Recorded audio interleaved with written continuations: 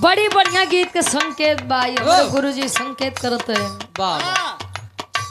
अब भाई आप लोग सूरज यदुवंशी जी से सुनबे भैया कि हम नाम खराब करे के ठेका लिए। हाय हाय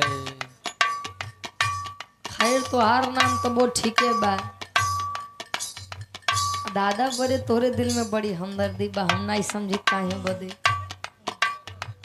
हाँ दादा सोई दिन लड़का कहे अपने लड़किया अपने प्रेमिका से कैसे वाह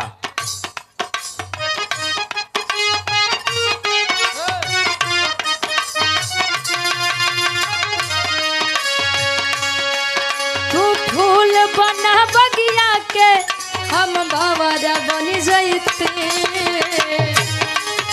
तू फूल बना बगिया के हम भवरा बन गई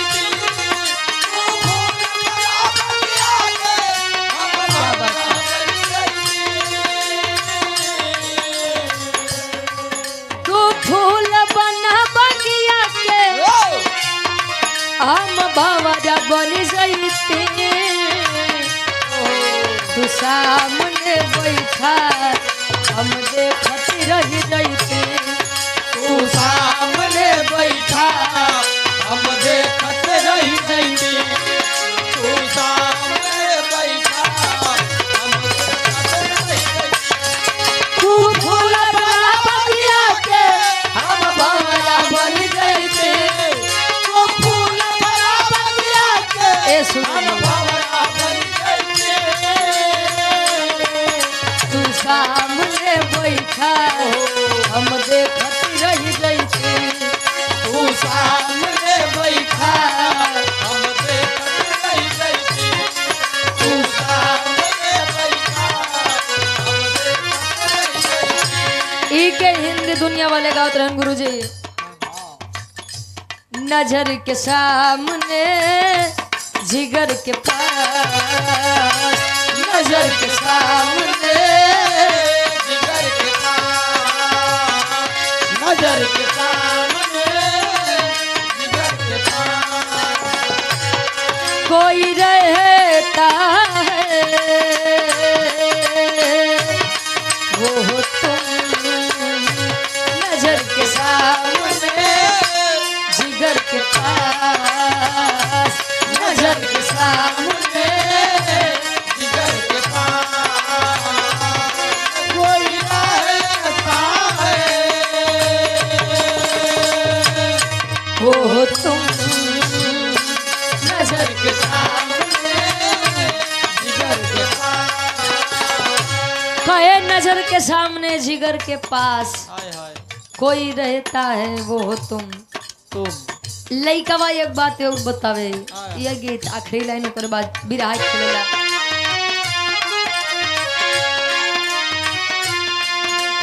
बेटा भी क्या होती है पूछो मेरे दिल से। बेटा भी क्या होती है पूछो मेरे दिल से। बेटा भी क्या होती है पूछो मेरे दिल से। तन्हा तन्हा लौटा हूँ मैं तो भरी महफिल से। तन्हा तन्हा लौटा हूँ महफिल से। तन्हा तन्हा लौटा मैं तो भरी महफिल से। बेटा भी क्या होती है पूछो मेरे दिल से। तन्हा तन्हा लौटा हूँ मैं तो भरी महफिल से। मर न जाऊँ कहीं होके तुमसे जुदा। नजर के सामने जिगर के पास। नजर के सामने जिगर के पास।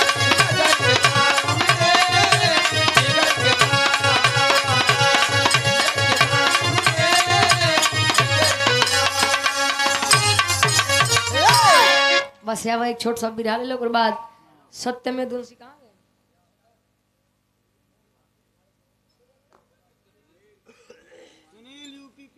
सुनील दीवान जी हमारे गार्जियन जी 51 रुपया आशीर्वाद के चारे उरी हमारे ड्राइवर साहब यानी संतराम बाबू तो वही 20 रुपया दिए रहे ने हाँ हाँ दिए रहे आप 20 रुपया। हाँ तब बहनों दिए रहा। हाँ दे दो कहाँ दे हाँ हाँ बड़ी खा बड़ी दिए रहे ना। बहुत बहुत धन्यवाद। गला हमार खराब है। अब गुरुजी एक छोट सा बिरहा तू तो नहीं बजाला। हमारे काका दादा लोग बैठा है बिरहा के पारखी लोग बैठे। हाँ जागर तनी 15 से 20 मिनट मिजाज में कुछ बज जाए बजाला। और बाद सत्यम सुहाना से आप लोग सॉरी सत्यम यदुवंशी से आप लोग कार्यक्रम के आवा।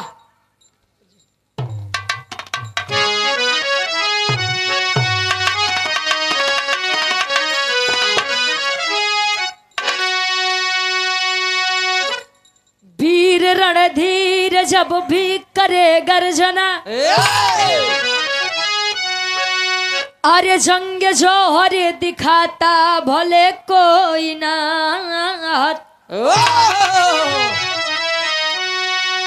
अरे बन के फौलाद समर भूमि चला युद्ध छोड़ के गीदड़ हो जाते हैं बाहर। महाभारत में एक नाम ऐसा मिला कर्णवीर के साथ अबदानी भी था।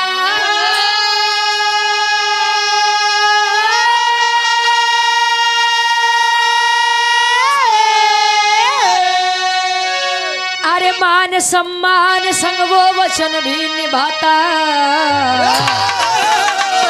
साहसी बन सालियोर सानी लिखा।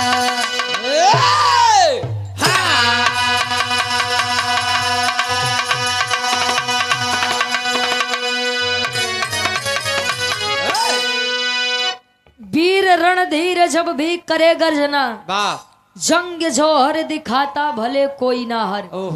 बन के फौलाद समर भूमि चला युद्ध छोड़ के गीदड़ हो जाते हैं बाहर। महाभारत से आप लोग तमाम कहानी सुना था। महाभारत शुरुआत हुआ। शुरुआत में क्या हुआ तले कितना जने बर्बरीक जी के बिरहा गई हैं। खाटू श्याम जी की उत्पत्ति होता है। अच्छा खत्म हुई तो कहूँ अर्जुन जी के घमंड हुई तो कहूँ भीम जी के घमंड हुई। अच्छा एक बात बा गुरु जी कहा अपना काम बनता तो भाड़ में जाए जनता जले अपन काम रहे तले भैया बाबू बन रहा जौने दिन अपन काम खत्म तो तू के यहाँ पूछो भाई नहीं करी। बिरहा में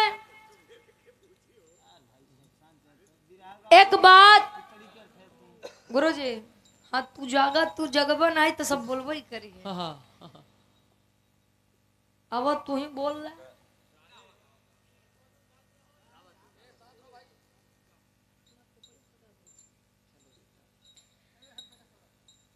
हर घर में वीर पैदा नहीं होते तो हर माँ वीर पैदा भी नहीं करती है।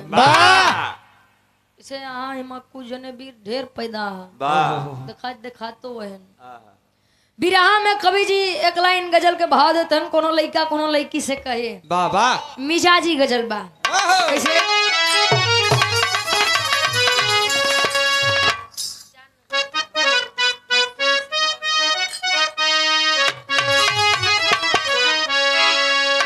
अरे तो जब प्यार किया तो जब प्यार किया तो डरना क्या रे। जब प्यार किया तो डरना क्या रे। जब प्यार किया तो डरना जब प्यार किया तो डरना क्या।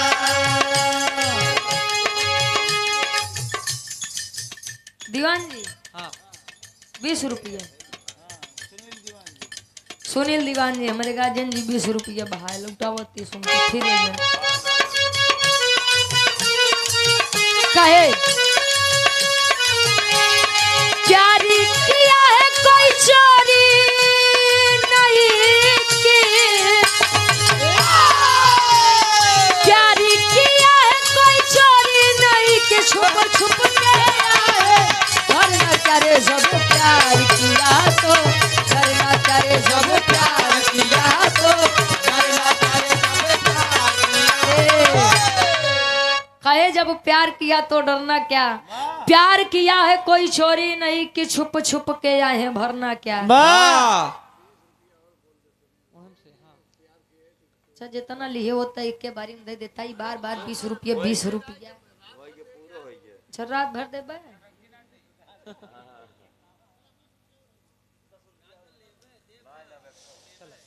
20 रुपया। फिर से सुनील दीवान जी हमारे बहुत बहुत धन्यवाद। अब मत या भाई हमारो सुनती सूरज यदुवंशी जी दे दा नहीं सत्यम भैया हमारे खड़ा हुई उन्होंने के दे दी है। हाँ कभी जी लिखा तैने एक लाइन बीरन खातिर भाई पैसा ढेर दे देना, बैठ के प्रेम से सुन ले हमारे खातिर वही सबसे बड़ा पैसा हो जाए। अब कभी जी एक लाइन बीरन खातिर लिखा तैन कैसे,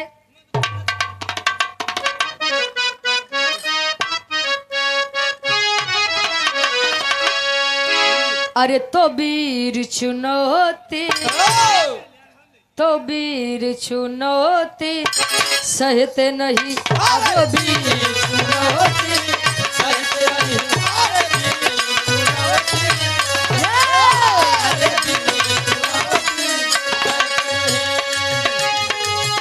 कहे दुश्मन का सरी अब कलम किए, अरे दुश्मन का सरी अब कलम किए चैन से वो तो रहते नहीं, अरे वीर चुनौती सहते नहीं।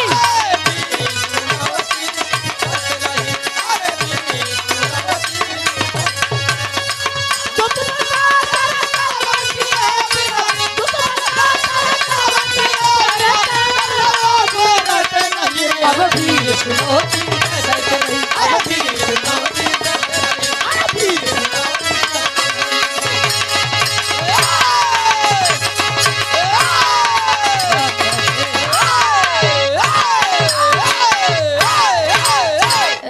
प्रयागराज है वो। हाँ कहे दुश्मन कसरी अब कलम किए भी चैन से वो तो रहते नहीं, वीर चुनौती सहते नहीं। जब वीर बा सही सही ओकरे देही में खून बा, ओके एक बार बोलबो दो बार बोलबो तीन बार बोलबो चौथी बार खड़ा हो जाई। आ सारे तेरी हाथ मरबे हम पांचे मारब लेकिन मारब जरूर। आओ कहानी के शुरुआत बा कैसे गुरुजी अब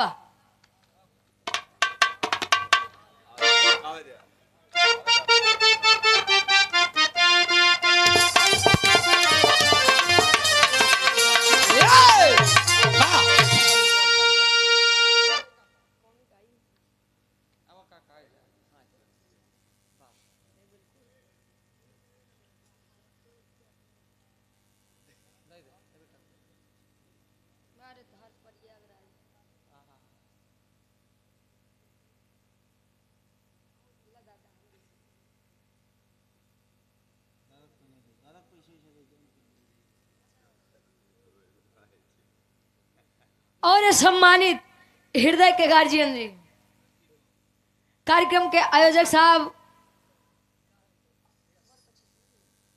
दूल्हे बासाजी के आप पूजनीय दादाजी आदरणीय आप ठाकुर पन्ना लाल सिंह जी, हमारे गार्जियन जी सुंदर माला 500 रुपया आशीर्वाद के 4 के बच्चे अपनी कला में कामयाब रहे।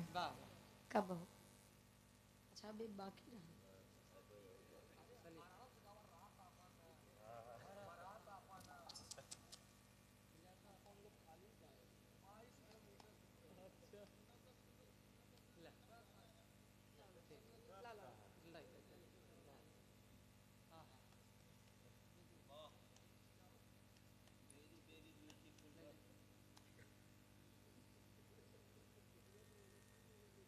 और आप सम्मानित बड़े भाई आप वीरेंद्र सिंह जी दूल्हेबासा जी के आप बड़े भाई हैं।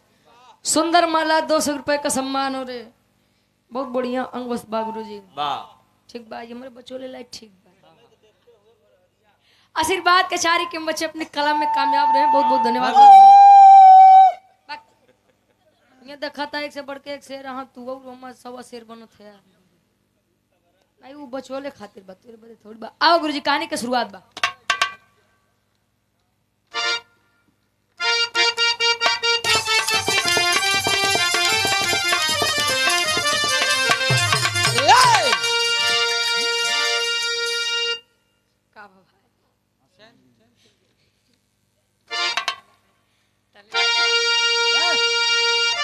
चित्रवत राजा की बताती दस्तान सही।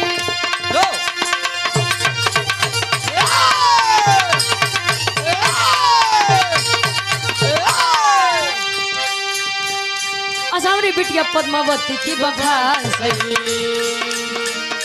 मन ही मन तब दोनों ने विचार किया, शिकार खेले बड़े जंगल में सिधार दिया। घटी एक घटना दुश्मन चारों ओर से घेर लिया।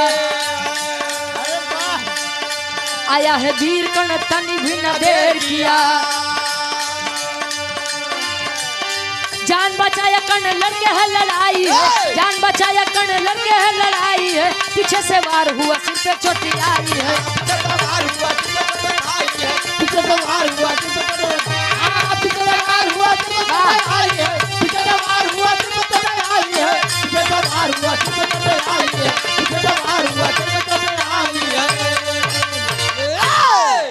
गुरुजी, वीर पुरुष की एक निशानी होती है कि जे मर्द बाबू हमेशा सामने से वार करी, अजय पीठ पीछे वार करत थे। के मौका कहते जड़ा भड़ुआ बा अरे मत ही बोला भाई, उनका समझावे जब तू ही समझेंगे का मतलब बाटे। जे के मन बहु सुने, जे के मन नहीं बा मत सुने। बाद में के मत कहा जाए कि पता नहीं का जाए का गायन।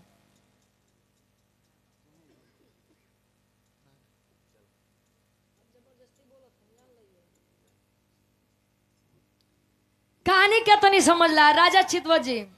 आखिरी वार्निंग बा, अब करे बाद अगर टिकट टिप्पणी बा तो हम यारे कार्यक्रम बंद कर देबे। मन हो तो गवा ले जाए, या तो बोले ले आप लोग हम लोग काहे बदे हमका लोग का काहे बुलाए है। समझावा भैया उनके ड्राइवर साहब के ज्यादा चढ़ी।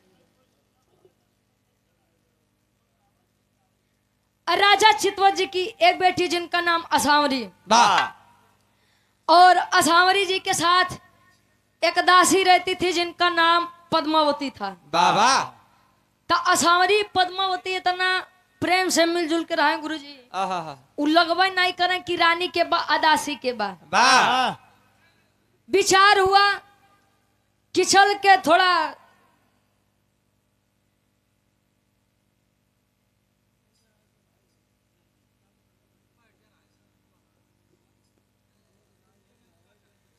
सत्यम यदुवंशी से आप लोग थोड़ा आनंद ले लीजिए। हमारी तरफ से कार्यक्रम के समापन बा। इनके हटाओ भैया, इनके हटाओ यार से, इनके हटाओ यार से।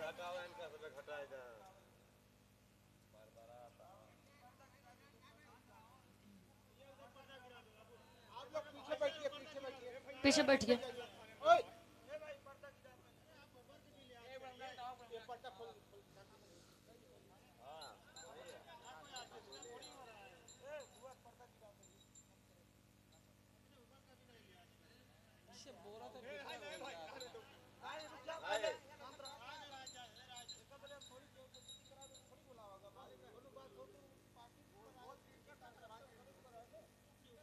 ठीक बा। राजा चितवत के बिटिया असावरी जी, विचार हुआ। अच्छा विचार हुआ गुरुजी, हाँ तू जागा। विचार हुआ कि राज दरबार में रह करके बड़ा मन उब रहा है, काहे नहीं चल के तनी सा शिकार किया जाए। अच्छा निकली हैं शिकार करने के लिए। दोनों कुंवारी हैं लड़कियां, असावरी और पद्मावती। अच्छा एक बात बा, जले तोहार नाम नहीं बो तो तू कहाँ आई क्यों नहीं पूछी। अजले तोहार तनी सा नाम हो जाई तो तुम्हें चाहे वाले कम, अतः गोड़ पकड़ के खींचे वाले ज्यादा मिली। दादा जाग गए तू कहा कभी जी एक लाइन गीत लिखते अब क्या बात।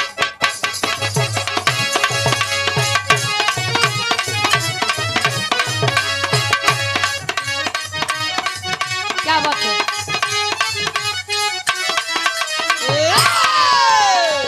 ये गीत मार्केट में बड़ी वायरल रहे और आज भी बा।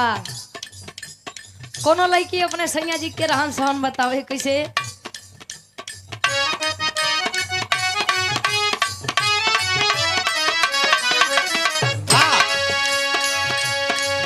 अरे हाली का कहीं पियावा के बिन चलुए न जन छापता हाल काहे पियावा के बिन चलुए ये जल चाहता हाल काहे पियावा के बिन चलुए ये जल चाहता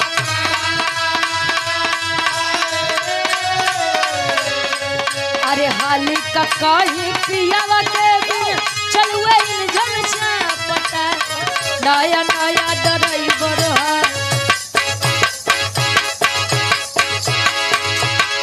नया नया ड्राइवर अरे नवे धई धई ना बताए नया नया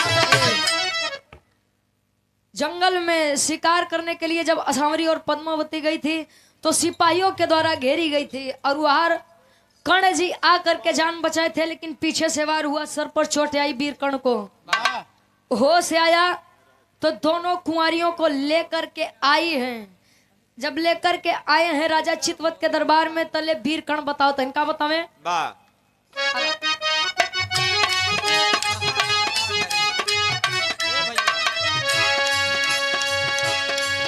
अरे दोनों कुंवारी को साथ में लेके वीर कर्ण तब आए हैं दोनों कुमारी को साथ लेके वीर कर्ण तब आए हैं दोनों कुमारी को साथ लेके वीर कर्ण तब आए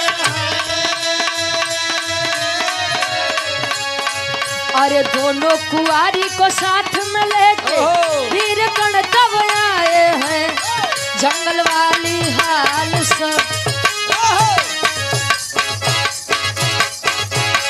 जंगल वाली हाल सब हाल होई के बताए हैं जंगल वाली हाल सब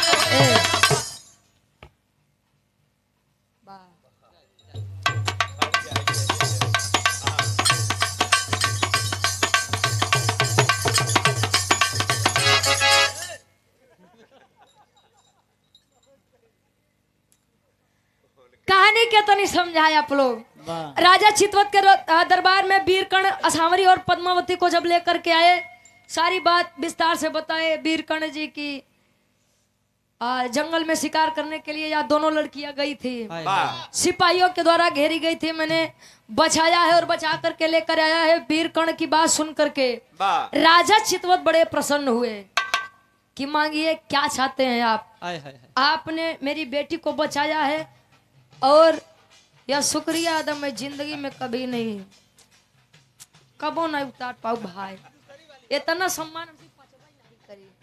अच्छा यार राजा चितवत जी बताते हैं कि मांगिए क्या चाहिए वीर कर्ण कहे स्वामी हमसे इतना सम्मान नहीं पचत बा अच्छा वीर कर्ण कहीं भी जाए तो हमेशा उसे यही कह करके पीछे किया जाता था कि आप एक सूद पुरुष हो सूद पुत्र हो वीर कर्ण कहे महाराज जोन मांगब तोन देबा कहीं हाँ दूंगा कहीं सही से बताओ जोन मांगब तोन देबा कहीं हाँ देबो कहीं कि हमको रुपया पैसा धन दौलत नहीं चाहिए वो आपके जोन बिटिया असावरी बा ओके हम बड़ा चाहिए थी शादी करना चाहता हूँ राजा चितवत कहे न बाप का पता न माई का पता है न खानदान का पता है उठाई यार या करे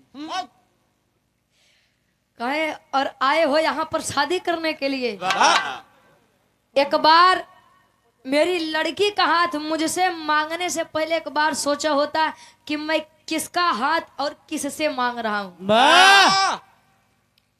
बेइज्जत करके फिर से वीर कर्ण को राजा चितवत के दरबार से भगाया गया हटाया गया चलो भाग जा से कुछ दिन बाद स्वयंवर रखात बा असावरी बदे स्वयंवर का मतलब होता है कि स्वयं की इच्छा से वर को खोजना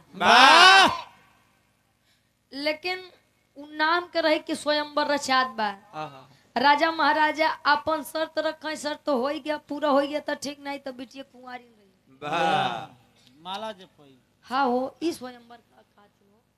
अच्छा स्वयंवर रचाया गया जे 80 साल 85 साल 75 साल के ono वही लड़का जेकर हड्डी कमजोर हो गई बा ono पहुंचन कहन कि अगर लहान लई जाई तब बतावा 18 साल के कुंवारी लड़की मिल जाई तो गंधा थोड़ी बा ना काम बेटवा खेले जरूर आए स्वयंवर में बैठे, सिंहासन पे राजा चितवत बैठे हैं और एक तरफ असावरी पद्मावती के साथ खड़ी, और स्वयंवर में वीर कर्ण भी आया था देखने के लिए कि आखिर मुझे अपनी बेटे के लिए नकारा गया कि नहीं शादी करूंगा। अब देखी थी कि हमारे प्रेम के करे हाथे जाइए। हाँ हो। और स्वयंवर में शर्त रखी थी कि गुरुजी जे एक बार में कुल जितना राजा बैठा है सबके मुकुट नीचे गिराई वही होई हमारे बिटिया के जीवन साथी। चाहे वाला चाह वाला कहे हुए हमारे बिटिया के जीवन साथी हुए। छा धीरे धीरे सबके हुआ अपन अपन जोरे आजमावत है। जोरे आजमाइन जब पारी आए वीर कर्ण के, वीर कर्ण ने जब बाण चलाया, एक ही वाण से जितना दरबार में राजा महाराजा बैठे रहे कुल के मुकुट नीचे गिरा। शर्म से नजरे झुक गई राजा चितवत के, अतले हो थका तेरी के भाव लगत बा।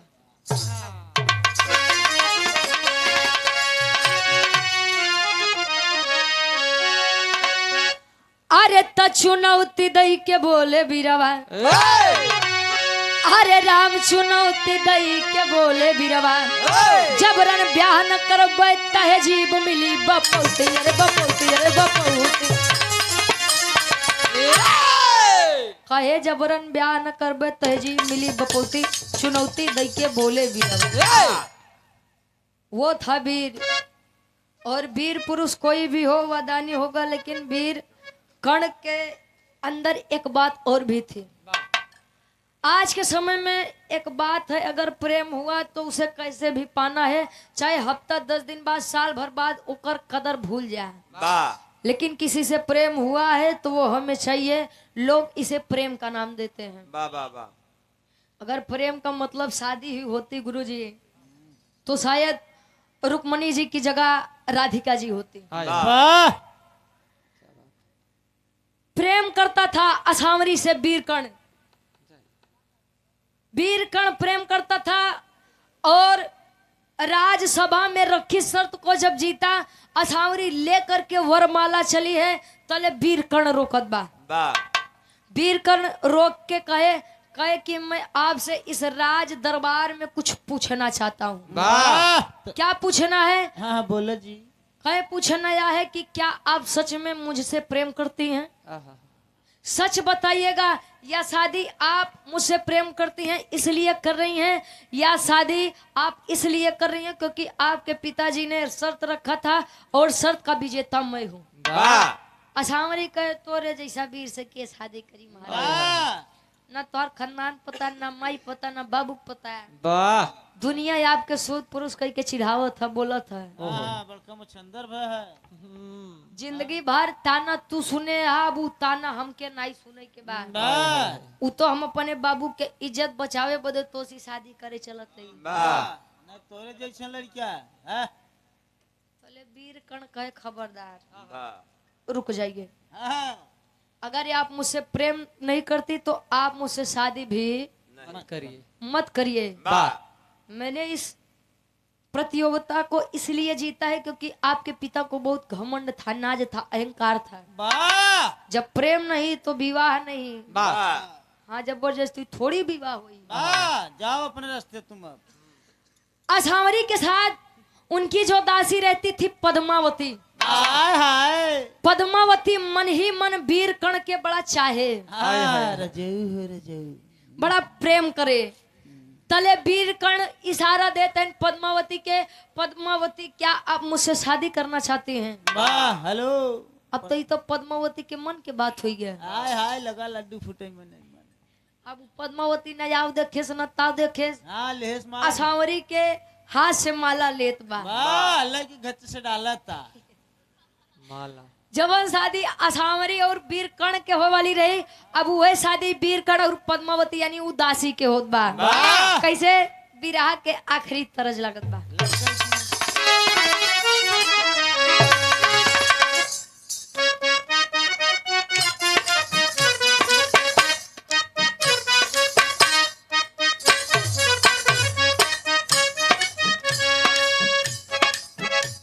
लइका कहे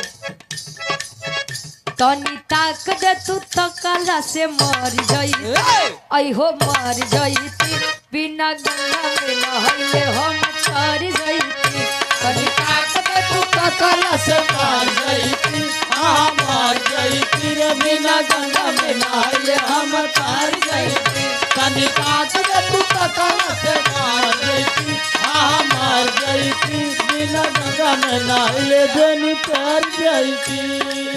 आए गीत और आ रहे गुरुजी तनका गौर से देखा बदल गई स्टाइल रे दैया हाई स्टाइल रे दैया बेलना पकड़े वाले हाथन में मोबाइल दैया तनका गौर से देखा बदल गई स्टाइल दैया हाई स्टाइल दैया बेलना पकड़े वाले हाथन में मोबाइल दैया तनका गौर से देखा बदल गई स्टाइल दैया हाई स्टाइल दैया बेलना पकड़े वाले हाथन में मोबाइल दैया। अच्छा यही है समय गुरुजी समय किसका कब बदल जाए कब परिवर्तित हो जाए ये कोई नहीं जानता। हाँ बोल बिलनवा जिंदाबाद। जो कभी दासी कहलाती थी आज वह वीर कर्ण की पत्नी बन रही है। कैसे?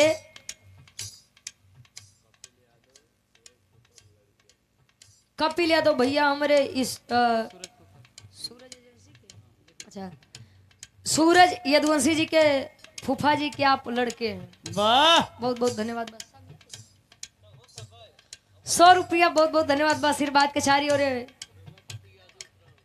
रमापति यादव जी उतराव की 500 जमी से गार्जियन जी के द्वारा ये 50 रुपया आशीर्वाद के चारी के बच्चे अपने कलम में कामयाब रहे। अब बहुत बार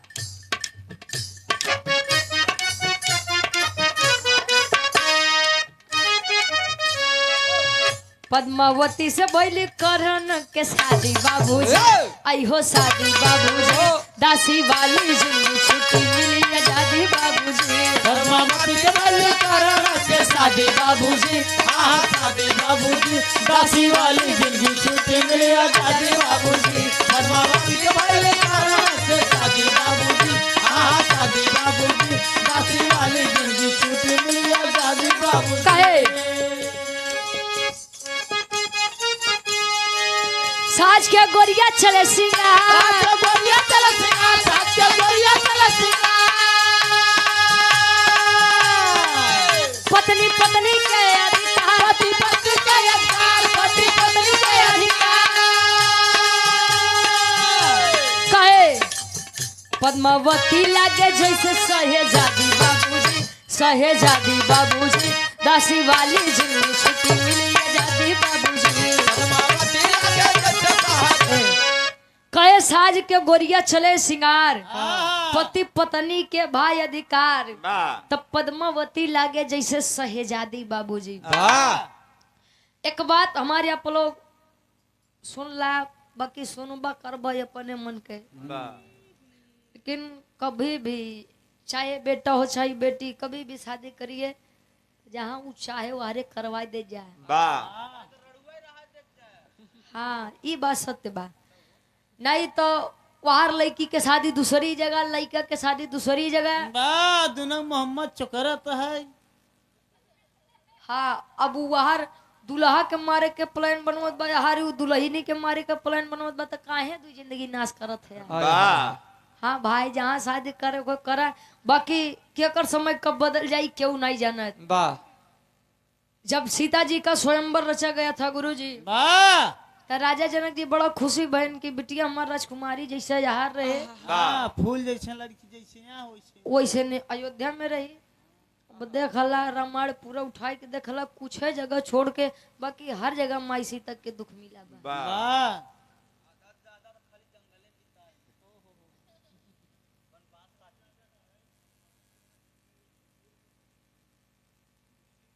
भाई 14 दूना 36 अब इनसे मिला है। अरे छोड़ा उनके। अच्छा यार शादी गुरुजी दुनिया चुप करा था तुम बकर बकर बोले साइलेंट टिप। अच्छा शादी हुई गुरुजी हाँ जी। शादी वीर कर्ण आया अपने नगरी में। धीरे धीरे समय बीतत बा। जो कभी दासी थी आज वही शहजादी लग रही है। अच्छा लड़के के पास कितना भी रुपया पैसा धन दौलत है, लेकिन अगर लड़का अपनी पत्नी को न माने तो रुपया पैसा जानला नाश है बा। तनिके अगर कमात बा वो इज्जत देत बा, सम्मान देत बा, तो लड़की हमेशा हंसी खूबसूरत वो अपने आप लगी। धीरे धीरे समय बीतत बा।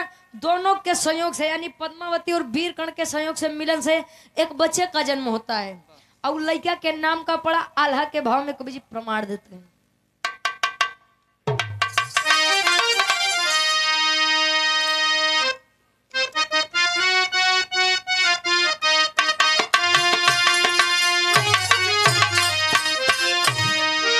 अरे खुशी खुशी दुनवा बीतावे लगे दुना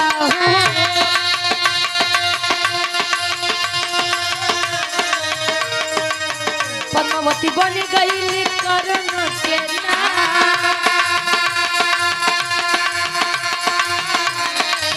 कुछ दिन बीता पैदा भइले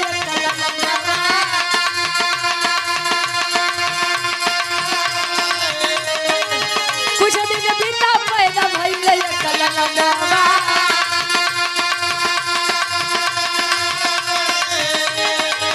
जिसके तू नमवा पड़ल बरिया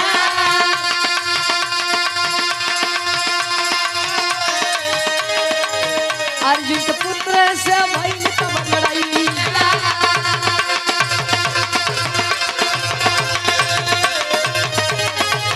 अर्जुन के पुत्र से भइल जब लड़ाई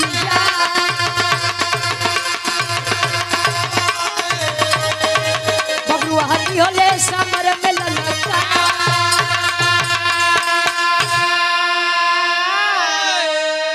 कहे खुशी खुशी दिनवा बितावे लगे लोगवा।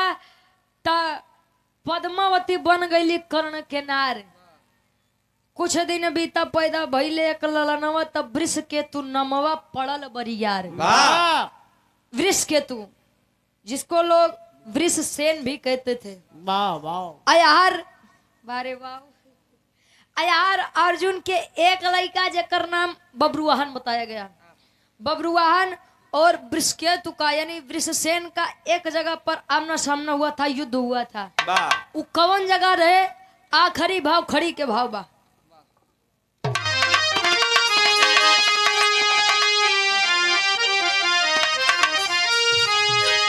अरे वृषकेतु बब्रुवाहन में अब लड़ाई भइले तब वृषकेतु बब्रुवाहन में अब लड़ाई भइले एक भाई के वध एक भाई कइले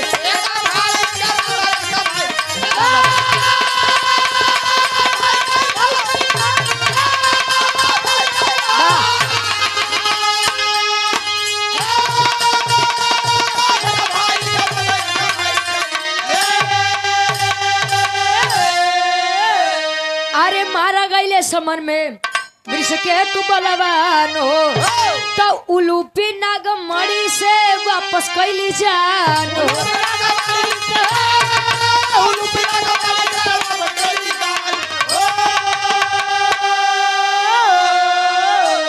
अरे तो अर्जुन क्या सुमेध में अब धोखा भइले तो अर्जुन क्या सुमेध यज्ञ में अब धोखा भइले एक भाई के वध एक भाई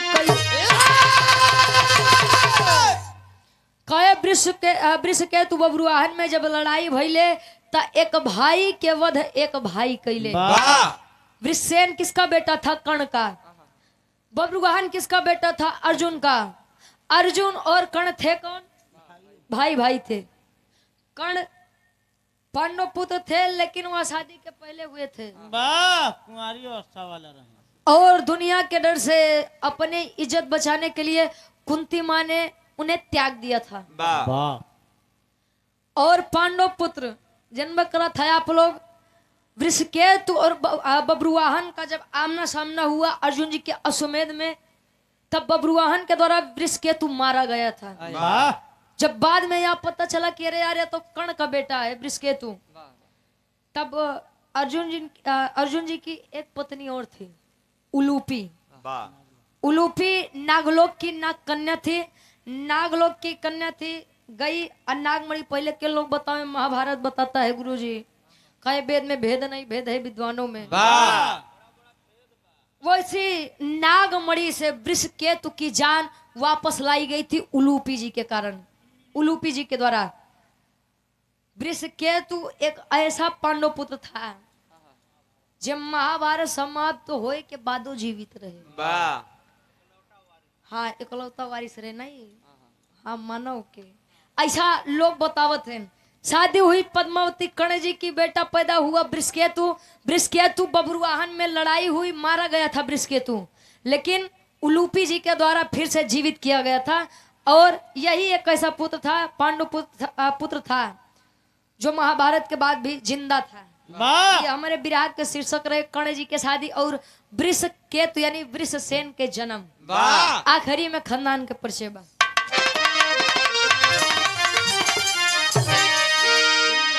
गुरु बिहारी गुरुदेश गुरु रामलाल मुर्बा का।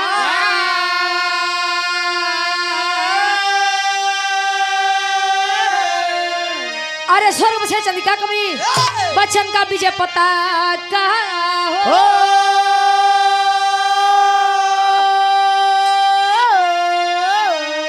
अरे तो चुनौती दही के बोले बीरवा, तगा में रुचि यादव बिरहा के हो कसौती। चुनौती दही के बोले बीरवा, कसौती हो चुनौती। देख तेरे संसार की हालत, देख तेरे संसार की हालत क्या हो गई भगवान। कितना बदल गया इंसान, कितना बदल गया इंसान। सूरज न बदला, चांद न बदला, सूरज न बदला, चांद न बदला, ना बदला है आसमान। कितना बदल गया इंसान, कितना बदल गया इंसान। ओ कितना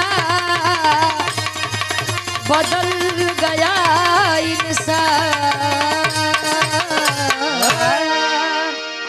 अब बाहर से आप लोग सत्यम यदुवंशी जी से थोड़ा बहुत गीत का आनंद ले ले जा। आवा आवा।